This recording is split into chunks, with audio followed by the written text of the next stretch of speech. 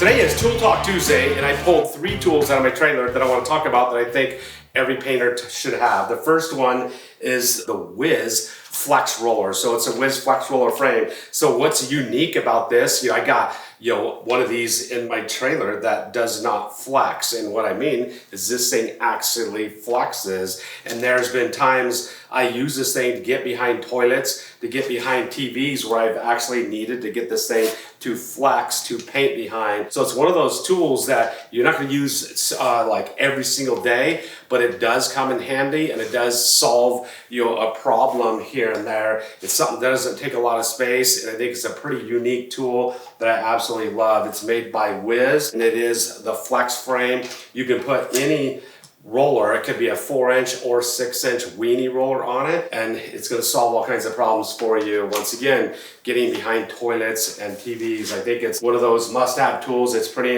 inexpensive, something you definitely want in your trailer. Another thing I want to talk about, I pulled this out of my trailer, and you may not have one of these, but it's definitely a must-have if you're cleaning airless ray guns, particularly HVLP guns. But even like the spray tips and stuff, they'll get paint built up around the carbide seat and stuff, and it's really hard to get the paint off. And it's a pick set right here, and this pick set I use all the time for cleaning my HVLP guns and airless spray guns and tips. Now, typically the set, I grabbed this one out of here. This is one I've had for quite a while. It's got quite a few picks in there. Usually the set that I typically carry just has 5 in there. You only need a couple of them. There's a few of them, like in a larger set like this, I don't think are ever going to really do you any good. So I don't think you need a large set. You only need a set with a couple that have a pointed pick on it, like this. This has a rounded pick. It has kind of one that moves off in an angle right there. I think that comes in handy. Typically, a 5-pick set will come with a mirror. I'm not sure if you will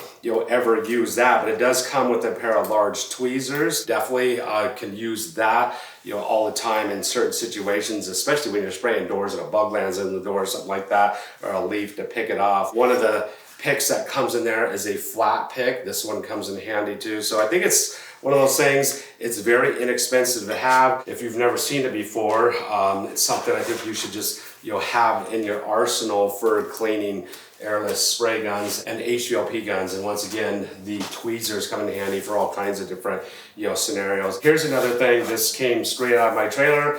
This is my touch-up brush set. So this is the set I use to touch up cabinets and furniture. Now, touch-ups, it's an art, a skill, and a craft. Takes time to learn. Certain things about doing touch-ups, you can really make a mess with touch-ups, make it show up really bad if you don't use the proper tools. You're only as good as your tools. You've got to have a good set of touch-up brushes. Now, the art of touch-ups is matching the touch-up with the brush itself. I was just doing some touch-ups in here on a piece of furniture that it just had a few tiny little nicks on it and stuff that something went by and nicked it. Now, I wouldn't want to take a large brush or say a 2-inch brush or even a brush like this to do a tiny little nick. I'm going to match the brush to the size of the nick. Now, this was the brush that I actually did the touch-ups with. It was just this little tiny brush, so all I did was just dab a little tiny paint on that nick, and more likely you're not going to see that nick or ding at all. So it's a set of high quality artist brushes right here, soft filament brushes that aren't going to leave brush strokes, and they're going to help you out master the art of touch-ups.